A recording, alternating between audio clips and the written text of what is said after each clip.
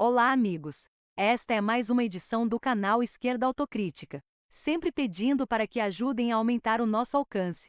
Hoje vamos explicar por que a classe média sequestrou a cultura popular.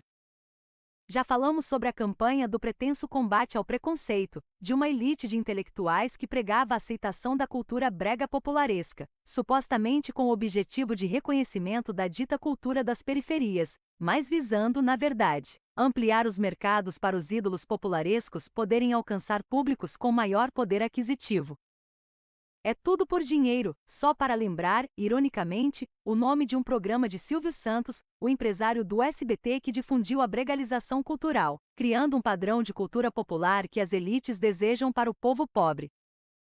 A cultura popularesca não é genuinamente popular. Ela é apenas um artifício, uma suposta cultura desenvolvida pelos empresários da mídia e do entretenimento em geral, sob o patrocínio de grandes empresas, inclusive estrangeiras e de poderosos fazendeiros. É uma suposta cultura popular feita para anestesiar o povo pobre, torná-lo medíocre, idiotizado e evitar, assim, as verdadeiras revoltas populares. É uma pretensa cultura que envolve um punhado de pessoas de origem pobre a serviço de um mercado de consumo, com ídolos musicais popularescos, ídolos do futebol e subcelebridades em geral, submissos a um ideal meritocrático de superação da pobreza, através da ajuda dos ricos e poderosos.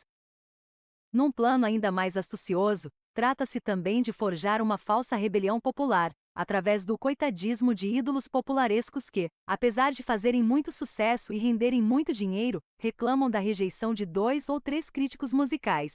O funk tornou-se um exemplo dessa postura coitadista, de suposta vítima de preconceito, uma choradeira dotada de papo-cabeça que não contribui para a verdadeira valorização cultural.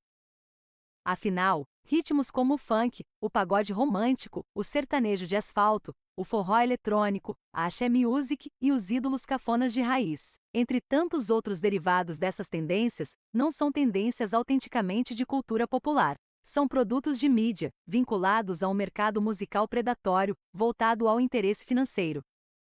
Essa suposta cultura facilmente contribui para o enriquecimento dos ídolos popularescos, que com muito gosto aderem a padrões burgueses de vida, como os jogadores de futebol brasileiro que, depois do sucesso, viram magnatas. Todo mundo transformando a origem pobre em coisa do passado, desprezada mesmo quando a pobreza é usada como carteirada para servir de falsa modéstia para esses ídolos da música, do entretenimento e do esporte. A verdadeira cultura do povo pobre não tem a ver com isso em hipótese alguma. O povo pobre, no passado, produziu coisas de primeira, os autênticos sambas, a autêntica música caipira, os baiões nordestinos, as catiras do interior, com impressionante qualidade musical e poética. Ainda se tem a poesia de cordel, os causos caipiras, os ritos culturais e religiosos afro-brasileiros e as crenças e costumes indígenas como o nosso rico acervo popular. A cultura popular de verdade valorizava a dignidade humana. Não tem a ver com o idiota coitadinho querendo ser levado a sério. Só que, infelizmente, a rica cultura do povo pobre acabou sendo sequestrada pela classe média festiva, que hoje se associa a Lula, como se essa parte boa da elite do atraso se achasse dona do povo pobre. Vale lembrar que nem toda a elite do atraso é bolsonarista ou lavajatista, já que ultimamente a nata dessa elite da ganância e do privilégio está apoiando, sim, o candidato Lula para a presidência do Brasil. Vamos explicar como se deu esse processo, que veio com uma ruptura imposta pela ditadura militar.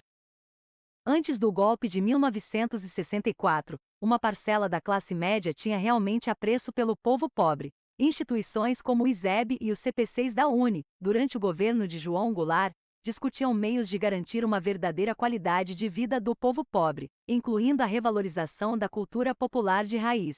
A classe média até ia para as gafieiras que tocavam sambas, mas o povo pobre mantinha sob suas mãos um patrimônio musical e cultural dignos.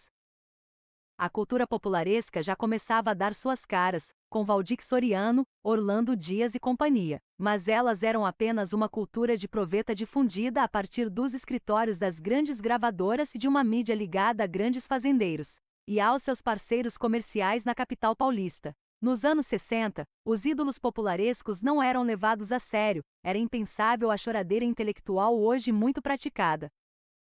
Mas com o golpe que derrubou Jango, o ISEB foi extinto, A UNE não só foi extinta, como sua sede foi incendiada por grupos juvenis ligados ao comando de caça aos comunistas, de comportamento semelhante ao dos bolsonaristas de hoje em dia. E isso fez com que a ponte que ligava a classe média mais generosa com as classes populares fosse destruída, criando um isolamento entre um e outro.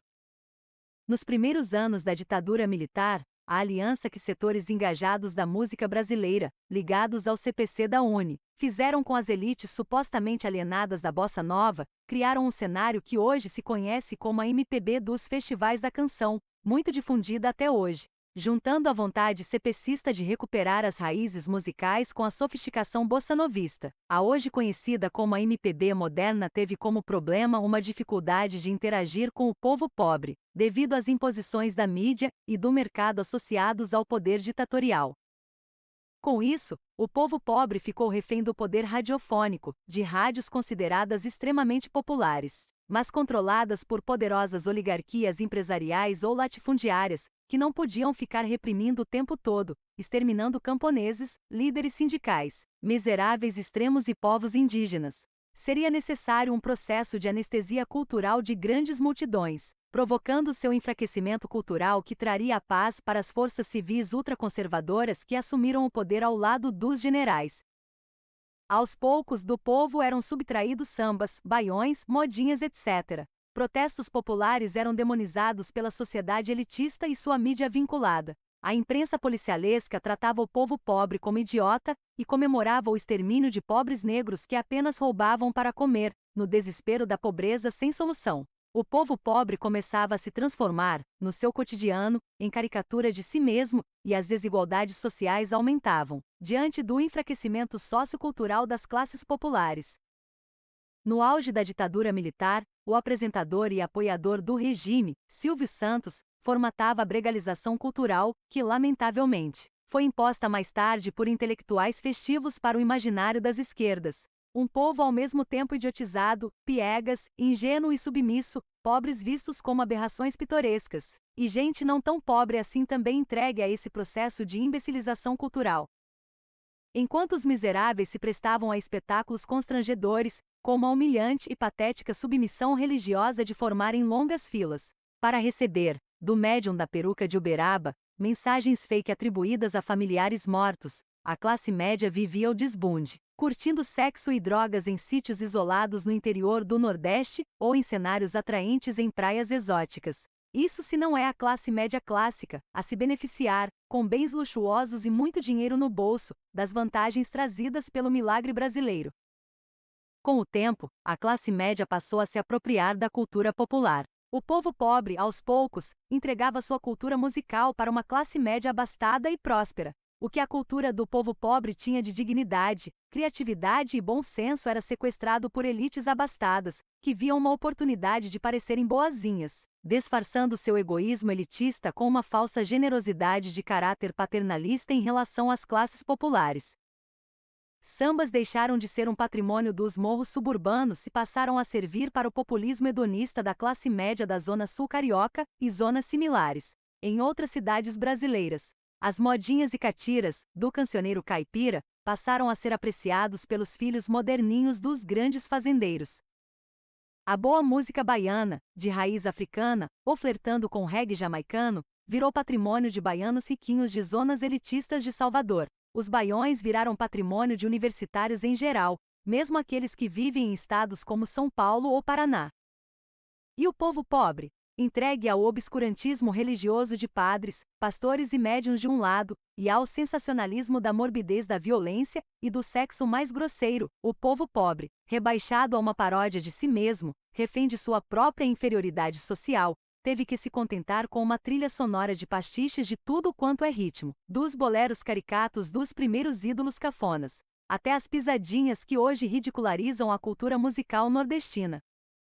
E isso tudo sob os aplausos de elites intelectuais que se acham especializadas em povo pobre, quando o que essa classe abastada quer é ganhar dinheiro tentando definir a pobreza como uma coisa linda e admirável, na qual não se deve mexer, pois, para a boa classe média, o povo pobre tem que ser preservado na ignorância e na precariedade, sob o pretexto de ser um estado de pureza espiritual, como no paraíso de Adão e Eva. Isso lembra, e muito, O conto do escritor irlandês Oscar Wilde, O Amigo Dedicado, quando um jovem jardineiro e pobre era explorado pelo rico moleiro, que recebia as belas e variadas flores cultivadas pelo humilde rapaz e este, em troca, só recebeu do rico homem um carrinho de mão quebrado. No Brasil, as elites recebem do povo pobre o valioso e variado patrimônio cultural produzido ao longo do tempo, mas as classes populares, em troca, recebem um culturalismo atrasado resultante do pior do pop estrangeiro, que é difundido pela mídia brasileira, associado a uma mentalidade atrasada e fechada trazida por esse mesmo poder midiático. As elites tomaram para si os antigos sambas dos morros, os baiões do agreste, as modinhas caipiras e tudo que for cultura popular, musical e não musical, de qualidade. Já o povo pobre é obrigado a ficar com a cultura popularesca fabricada pela indústria do entretenimento patrocinada por grandes empresários. Portanto, as elites intelectuais, principalmente as que se declaram de esquerda, se comportam como amigo dedicado do conto irlandês, tirando do povo pobre a sua cultura, e dando a ele uma falsa cultura que não traz dignidade nem progresso social. Por hoje é só. Curtam, compartilhem, façam sua inscrição e ajudem nosso canal a ter um maior alcance. Agradeço a atenção. Um abraço a todos!